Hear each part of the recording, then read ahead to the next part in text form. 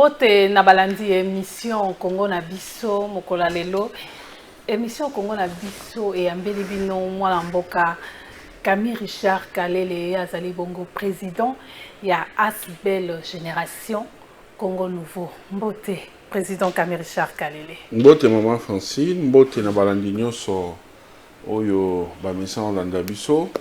Et comme on dit en Swahili, Paul et Sana, na bandeko nyonso yo bazali na kati ya minyoko na tango na este ya mboka. Vraiment tout ça de cœur na bino, courage mingi na FRDC tolonga, wande za mboka mo muke. Mais tu respectes ango parce que tu se sentir faible, tu respectes ango parce que tu as ba vrai bantu, ba congolais ba to lokumu, ba to bazana biloko nzambe na nzoto. Tout ça va ninga mabete. Mais comme bango ba imba confondre yango na faiblesse, bon, total liboso to kenda. Donc courage na FRDC, ba jeune et belé baza prêt ba kende guerre na kubunsa Rwanda. Yango loko peto bandela ka kolobela sur guerre ezoko s'est passé dans l'est du pays. Au juste ezanini, to mona ite mokonza mboka loba na biso ke Kagame Azande Konabiso, Benga Kagame, mon frère, donc c'est notre frère. Aujourd'hui, notre frère a commis un ennemi Nabiso. Pourquoi?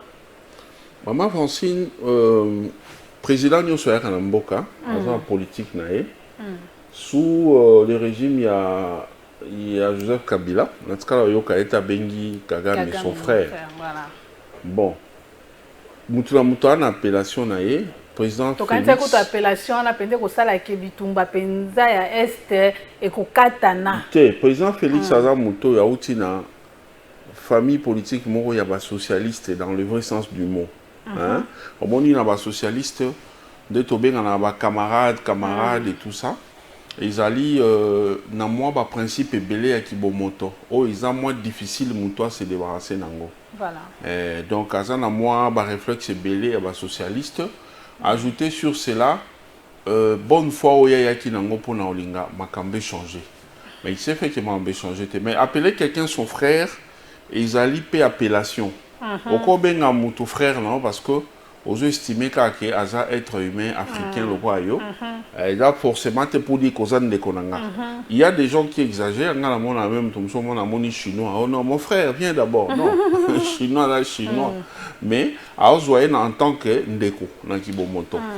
Makamba Est maman Francine, moi je pense que bah faute mingi ezali na négligence au bisomoro ba imbo katoza nango.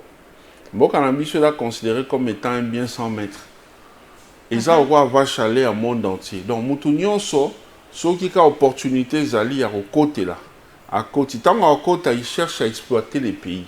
Donc, et bandika na ba colon bango moko ba belge ba non condé to benga ba ndenge ba exploiter biso ba utiliser RDC local la pays d'exploitation ou colonie d'exploitation contrairement à ba pays mususu africain oyo ba colonisant comme étant ba colonisation ba colonie moko d'habitation bango mo ba colon mo na ba vandi wana ba tikali. Nous on a été exploité, notre pays a été exploité comme étant ma colonie moko ya exploitation. La preuve est que batongate infrastructure mora malongate. La preuve est ali place aux souhaiter que na vanda na zalana bato bien au cause à nos dur aux coloniser mais au point même il y a okata ba maboko hein obide ba kata ba koko na mso maboko soki okata caoutchouc okati quantité bango balingite. Tout ça c'était de l'exploitation parce que caoutchouc on a que c'est la bango musala lelo Belgique et tongama. Alors mutu nyonso place à côté la kanamboka na biso aluka toujours aluka moni la biso. Ils ont chinois, ils ont indiens, ils ont bani donc c'est vraiment considéré comme étant une vache à lait. Alors aussi longtemps biso population, surtout population jeune, tous observer qu'à total. Maman français on peut pas espérer à quelque chose de bon.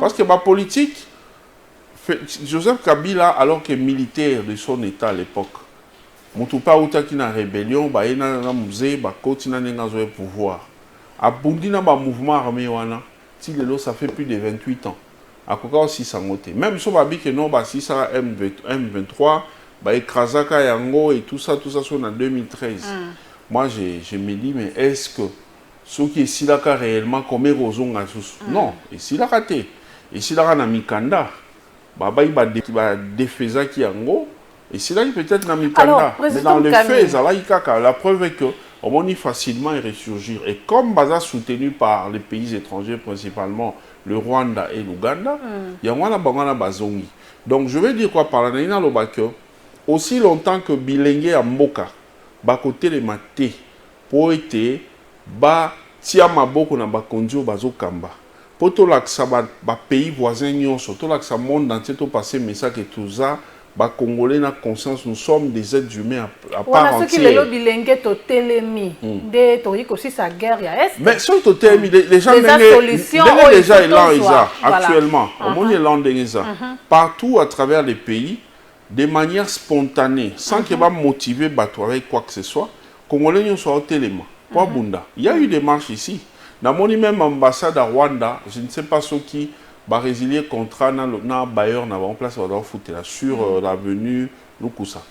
Ba longoli ba vigile. Oh Isaki na mur na vitre place ba comment ambassade du Rwanda en RDC. Ba longoli on peut dire que tout ça sous soit té. Ba longoli na drapeau. Donc même bateau bazo ba colocataire ya immeuble wana ba comment une insécurité vu comment population a sa pression.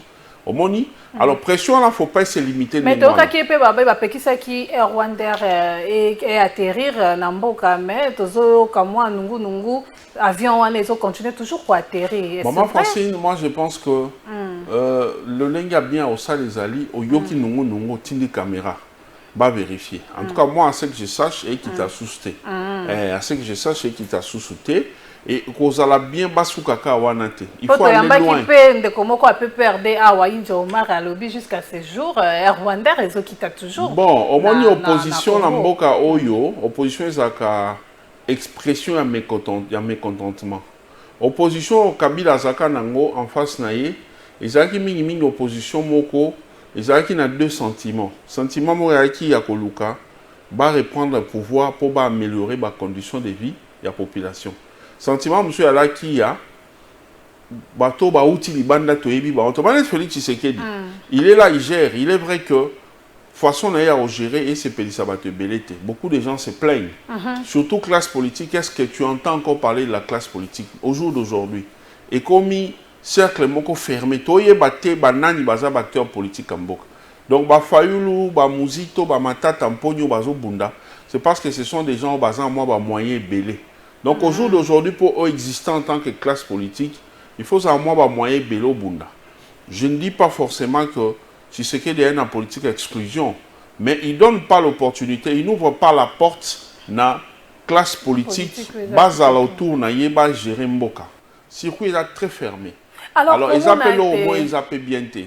Alors je voulais dire au jour d'aujourd'hui, opposition est en face na une époque na il y a Kabila, opposition est en face na opposition yo. Bazaï na kanda 1, il y a comment on a bateau muto ba yebi place à Bimelate parce qu'entre nous soit l'histoire va changer à monter. Kabila place à Bimelate et to yebi na mboko tout ce qu'on avait dit les concernant. Alors kanda on est bandosa de se voir être dirigé par un inconnu, c'est énervé. Deuxièmement, quand des alaki il y a normal ambition à parti politique nous ont fait la politique pour accéder au pouvoir et quand on y est on se bat pour y demeurer le plus longtemps possible. Donc, opposition à l'époque, ils ont animé à deux sentiments. Motivation, ils ont mis balé. Mais opposition, il y a opposition, il y a haine. Ils ont opposition à moto. Ils ont opposition à haine. Opposition à haine, opposition, il y a opposition à haine, opposition, il y a vengeance. Bah, oh, yo mususu, bah, cause à la bazo bundapo. Poste on a fait à biso ne va voter biso photos à. Et les locaux on a été tombés na est mais tout le monde est opposant vraiment silence radio hein tout le monde a ni Jean-Pierre Bemba ni Katumbi ni Fayulu ni Kabila pour pas na opposant on a opposition ba moni était guerre à est les occupés ba moté mon konzambo ka imo silisa yango ouais yon la zalo ba congolais yon la zalo ba par rapport à kamandeko india olobia opposition les oppositions donc ezui oh nous soyez na moto même il y a quoi inventé qu'à pour nous le salir on a haine on a opposition à haine parce que au stade actuel maman Francine tous a besoin aux en opposition T tous a besoin aux en pouvoir T tous a besoin aux la congolais équipe nationale to bunda Parce que mboka na biso eza na musika Maman Francine. Voilà. Mais yo quand tu n'es pas Tshisekedi de diriger bo, ils ont vraiment vrai pouvoir avant de diriger non. Asa na ba contrainte c'est belé. Kozala na ba bilo on est mobulu wana banda ça peut plus de 28 ans. Insécurité totale. Oyebi pona robunda ko stabiliser este wana kozong sa kimia. Oyebi zo coûter combien dans le trésor public?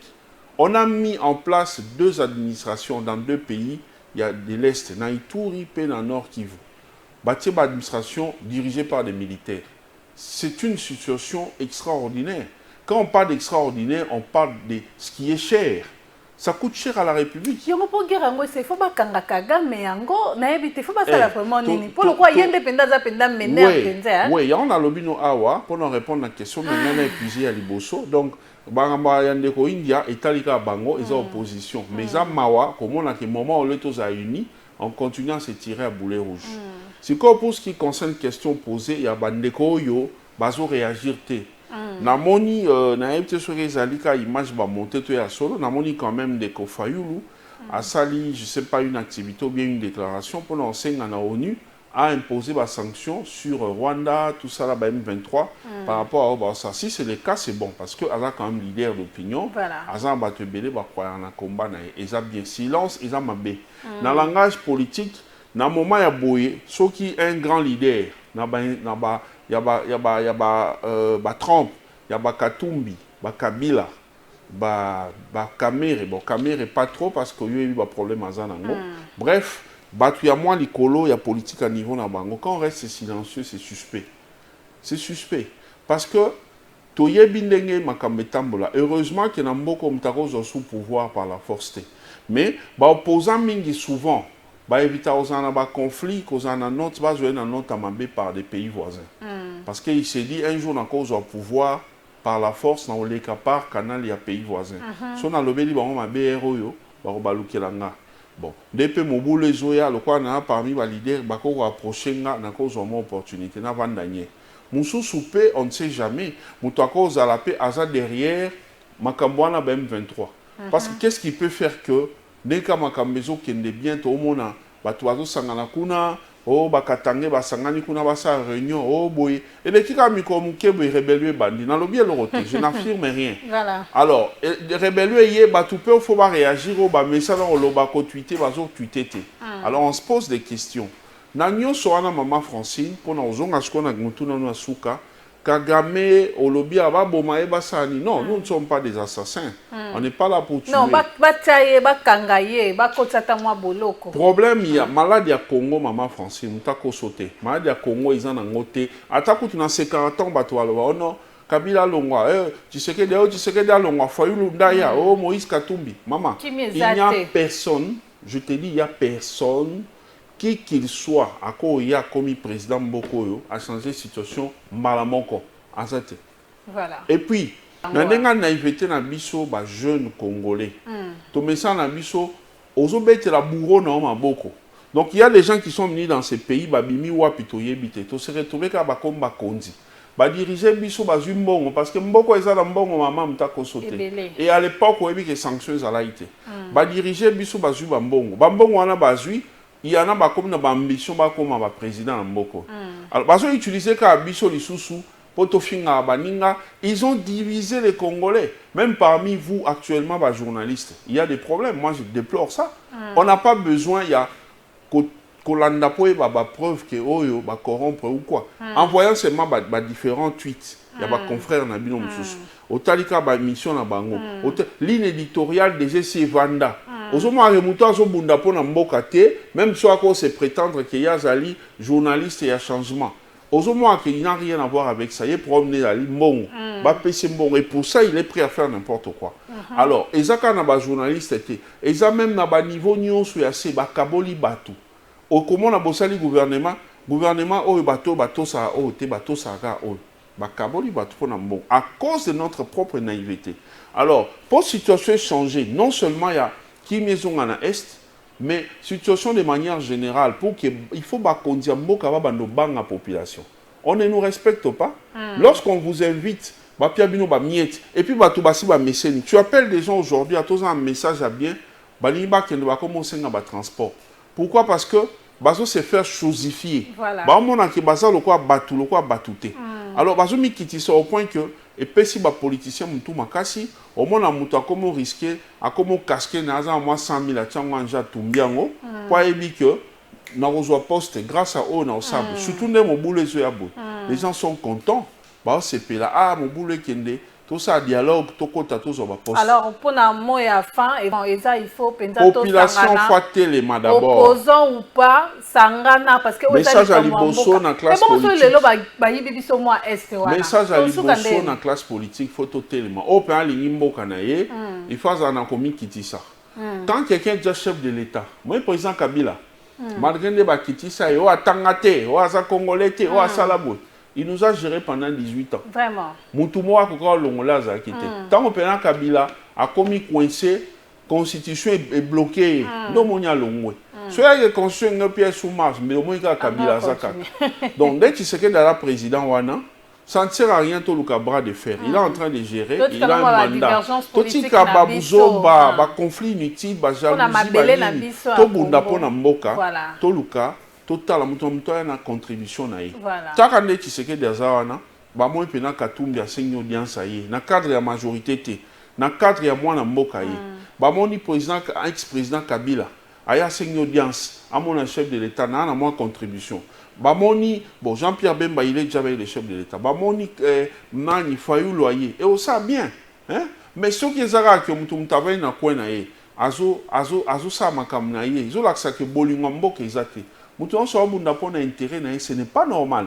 Aimer les pays, c'est quand tu sens que les pays ont un problème, oser le couvrir. Parce que je constaté maman Francine, toujours. Moi, ami constaté que les soit commis président, tu sais que l'Inde va être tranquille. Rien. Tant qu'on peut commis il faut être comme le pays qui a copié la constitution de François. Macron est en train de gérer. Mais lorsqu'il y a des problèmes, au moins, le président Kalabaye, il fait sa contribution. Qu'est-ce qu'il faut faire pour tous dans la situation? C'est comme ça que ça se passe. Donc, message à Liboso, classe politique, base à uni. Batika balolène de Borgé à Pam. Parce que dans la minute où le président Zaga Moko, c'est Félix Tshisekedi, le reste c'est tout Batikali. Kabila est resté président honoraire. Aza sous la signature de mon côté. Azo mérité respect, mais il est resté congolais comme tous les autres Congolais. Il faut qu'on quitte ça. Alors, on a message à Liboso. Message à mi balé zali na population. Nazo réveiller population. Aussi longtemps to banomimo na ka netike. Biso bangamba, tout ça m'a rapport avec ça, biso ba miette. Mboke au changer te. Il faut tout la muka maman français, nenge bandi bouye et kende kabo. Et puis qu'on la muka ne faut pas ezala kaka lorsqu'il faut agresser l'extérieur, lorsque nous sommes agressés par l'extérieur. Non, même lorsque bon moni ki ba konti ba tambola bien te. La constitution nous donne le droit. Mais pourquoi président Tshisekedi Rwanda les comment attaquer biso ezobundisa biso et nous la RDC le président ne dit rien biso tozo attaquer te hein tozo beta Rwanda te pourquoi qu'est-ce qui se passe maman Francine on appelle ça comme ça peuple congolais ils ont prévu ils ont prévu l'article je crois 68 mais qui peut attaquer mais biso tozo kanzé tozo bondela mon non l'article 68 de la constitution va reconnaître pouvoir Rwanda chef de l'État il y a qu'au déclarer guerre. Après décision d'un conseil des ministres à consulter le Parlement de manière générale, conseil parce que de la défense, il faut un état de guerre parce que tout le monde est dans la guerre. À consulter Bango, se concerter conseil national de la défense, assemblée nationale, parlement général, gouvernement, Toko Kende. Rwanda. Rwanda est mboka mke. Moi je dis même maman Francine, Rwanda mboka loa Rwanda même ata sotoza mandu qui a grave te. Soka ba congolais ba bando bima, Rwanda beta zo bima ba congolais ba bima. Maman, massa si mandu qui n'en est aussi là. Alors se rendre compte qu'il n'a plus rien mais ba congolais ba bima. On est plus de 100 millions. Non, ce qui est vrai est que ce qui nani Congo décidé l'élo une guerre contre Rwanda tobeta Rwanda parce que en dehors il y a nombre il y a belé toza pena comment on appelle toza pena mandu kinabiso Joseph Kabila quand même il a laissé atika banini moi manduki armement ezali nango. Voilà. Alors conformément à l'article 86 de la Constitution, chef de l'État ezali dans pouvoir wana constitutionnel, il a déclaré guerre. A quoi déclarer guerre? Mais avant ya rosala kozwa mesure à makasi, il faut s'assurer que on épuiser moyen nyonso tout pacifique. Alors na stade toza to moni ki moyen pacifique nyonso eza. Olobiango a bien entré. Abano Bengé frère, mon frère a trahi, il a poignardé par le dos. Alors maintenant, là, conformément à l'article 48, chef de l'État soit déclaré guerre à la population de Russie. Azo beta ça l'invasion na Ukraine. On a coûté des infractions parce qu'on a agressé Mboka Bato. Mais au moni Russie est Mboka Mounene, Ukraine a Mboka Mouké. Mais Ukraine a bunda, a réagir évidemment parce que soutien, il y a pays belé européen. Amérique, mais azo bunda, azo lutter, azo résister. Aujourd'hui, on est à plus de 100 jours de guerre. Russie, Ukraine, azo lutter pour se défendre. Bon, ce que biso tu as mboka munene boy, tu as peine raison. Mboka na biso ba monde la ngoka. Il est temps maintenant à rotelement. Donc place on a l'ancien chef de l'État, en tout cas, à Salamakambo comme le commandant suprême. Voilà. Tous a besoin tout l'accès Rwanda que Tozali, parce que Batoubalobao, Toza moi si na bangote, moi ça salamate pour béton non. Toza inférieur na bangote, tu es inférieur à Rwanda te. Et comme il tend si quoi ya reçoit sanction ma casse contre Rwanda. Kubanda Odikambaloba qui a mur Rwanda, tout ton a mur. Toza pays moi ils ont mbongo ebele. So il va estimer que biso mo toza mbongo te. Mais il y a des gens qui aiment venir investir au Congo. Ba chinois baza balela Congo le quoi likamsu. Président Kabila. C'est nga bango bati la biso mur, batonga mur. Comme ça Rwanda kota sous boité. So il peut Uganda za buzo bawana, to tie pe mur kuna. Comme ça mutu wa tatika li pa na bango. Bango baza na à parti na bangombe. Rwanda za ne lotin. Mais qu'est-ce qui fait que na mboka na a comment producteur ya suka mondial, ya ba matière ba minéraux, ya makasi. Parce que justement, donc, on y a tout le monde les akanda et que depuis bâtir, mesure mon son loyer, bazo kokasu ko fonctionner net sandinga liboso. Alors faut aussi là na bango balamoko et zo senga conscience à population. So la population là debout, bon on a qui m'ambiance sur changer. Donc comme il y a suka émission Castolo de la arrivée à roi belge. Importance na ngo pendeza kinini ba imboka balobi. Toyebi ete mai nyonso Belgique esala biso ba passion emonisa biso lelo to perda batu et tolandaki maloba mokonzi mboka lobi ete to bosana le passé makambo nyonso elekaki to bosana to banda siko makambo asika arrivé na ye ememaki mimi na nzongo ba congolais. Bon, maman Francine, il est vrai que colonisation ya ba belge et nyokola biso makasi. Oui, ce qui a like bato ba vivaka au-delà ya 200 ans, on a mona ba congolais belé, ba inga bazala bazakana maboko te. Ba kata bango, ba kenozo caoutchouc ozui quantité ba limité, bazo kata bango ngo. Roi belge Léopold II, ambassadeur ya ngwana. Alors, en principe, ce qui politique leadership ya mboka na biso ya ki makasi sur le plan international. To côté ma to beti lo bo na mesa, to pesi Belgique ba condition pour que tu collaborer, tu coopérer sous bien, il faut boy. Parce que, excuse maman Francine, excuse, et ça encore quand il baby mika na monoko. Moi excuse, c'est-à-dire pardon. Le pardon c'est une puissance qui libère. Quand ça sort au kaka et ça lui moi apaisement mon bobo. Alors, roi belge sali le lendona, ça l'orgueil. Même quand il dit je regrette, oui, n'a qu'à ça regret, c'est-à-dire mutu. À Salika, moi, mais à culpa mon bout. Mais pourquoi pas le bon cas clairement que non, nous présentons les excuses pour la Union Suyaki. Bon, bref, tous auront un langue français à l'écolo. Quand il dit regrette, ils ont à moi, symbole mon cas d'excuse à Sali. Mais toko soukawanate, il faut ekende na nyonso. Tous actuellement agressé. Belgique et France, bazotinda tout le temps. Aide na Ukraine. Pour Ukraine à faire face na bitumba Russie. Mais il est temps, Belgique, faut y a pembe na biso. À ça, la déjà belé sans le laisser. Mais il faut y avoir quoi là que par rapport à Mambo et les cas que Bela Mabé, nous avons réparé. Alors, si on a un cannabis, ils ont pouvoir fragile, leadership politique sur le plan international, ils en ont moqué. Moi, je reconnais quand même que le président Félix a moins fort. Parce que sous Joseph Kabila, il est vraiment isolé. Voilà. Tout comme il a mais tout comme il a vraiment place de sénégalité. Alors, Nengayaki, on ne peut pas dire qu'ils ont mabé. Non, tous ont besoin de collaboration, coopération. Surtout dans les nations où ils ont déjà émergentes, où ils ont bien. Et surtout, tous ont besoin de bango. Mais seulement, nous avons insisté, il ne faut pas tout traiter en Batouana comme si tous qui inférieur par rapport à bango. Sur le plan technologique, c'est très avancé. Avancé, parce que biso même à Congo Airways, biso toi son avion moko so mi balé mais bango baza na ba avion baza en technologie bitumba boso batine ni wa militaire belge bo sepeli ozomona. Alors il faut pas makamla bango vis-à-vis na biso za kana ba réserve, il faut bango ba fonctionner autrement. Toza neti bo agresser bo bailler soko frapper ba frapper président za na majorité, population za a besoin to betanet Rwanda. Alors, à consulter majorité, ça on peut dire que Belgique a beaucoup de fois l'accès penandaza pembe na biso les cabanation. Voilà, surtout que la colonisation. À cause de soutenir la politique, il y a cache-cache, il y a intérêt. Il faut d'abord poser des actes où il faut penser patienter pour que tout aille bien. Mais on a que pour l'instant, tous ont besoin de unis.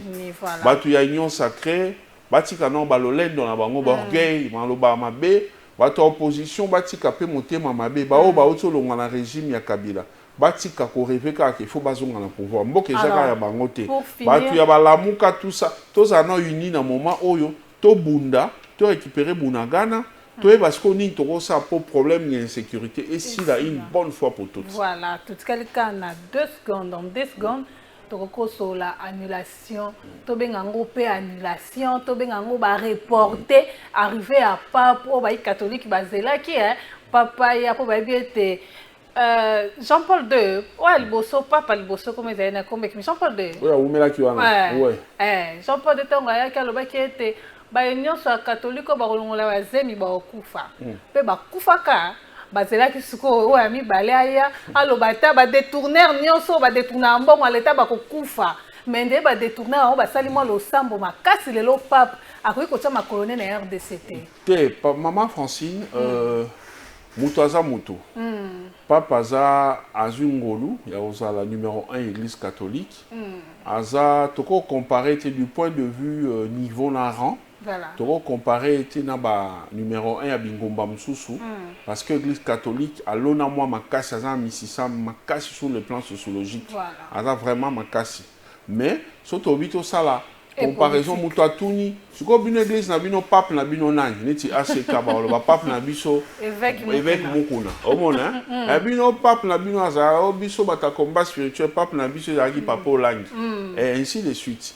Donc c'est pour dire que l'Église catholique est en bandimé, belé dans ma paroisse belé sur le plan social, l'Église catholique a ça qui est belé. Moni. Alors, boye il y a pas pour les chrétiens, les croyants catholiques, et ça bien. Toute la population mon passe na monter, ma passe zoki, monter mes zoki mingi batouazo, pour faire ainsi de suite. Pape sokaye, présence naye sur le plan moral, il faut régler ma cambe belé. Voilà. Il y a même des rebelles, oyo à cause d'Aza rebelles, parce que la blo à ma casse soit l'inga qui est au bon bateau. Mais tant que papa a senti présence à papa et qu'on sait la queue à doser. Mais si qu'on et ça dit que papa y était. Est-ce que non, mais c'est pas un péché. C'est pour montrer. Avec tout ce que nous avons dépensé. C'est pour montrer que Moutouazaka Moutou Nzambe na Nzambe Moutou Belaka. Papa a un problème dans le genou. Papa na biso wana a un problème dans le genou, bazo soigner. Et bela mbongo ndeke oyo ta koke ko sala ta moi misala mo ebele. Voilà tozo imaginer. Tozo lela ba mabulu na ki. Oui, maman Francine papa n'importe qui te, sora zoya il faut honorer. Aya rapé pamba pamba te, sora il faut honorer. Ils appellent na bisika musu président biso ko kepe ba ko honorer. Donc mutuna niveau na na rang na ye apesi ba pied le kumu bongi na ye. Gars, ce que je sache, na éviter combien ba débourser qui pour na koyamba ye. Mais ce qui est vrai, voyage né a ils annulé, ils a reporté. Comme ils a reporté, ils a bien. Tous a passé. On a reporté date ce qu'on déjà fixé. Date a fixé justement. Probablement ba juillet. Tous la totale. Ce qui est aux aka bien, azam tomanga nzambe.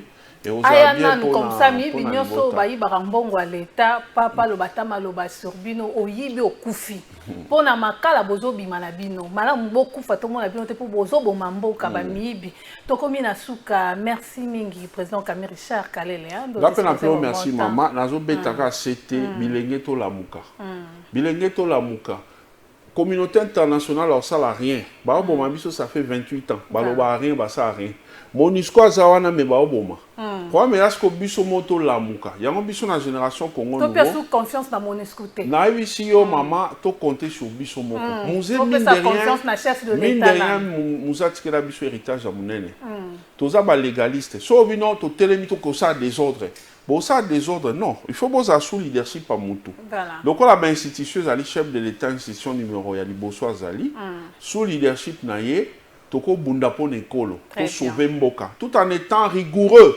vis-à-vis même il y a des politiciens véreux qui vont manipuler la population. Tous à la rigoureux. Mon continuons sur la salle de population pour réagir aux amabés.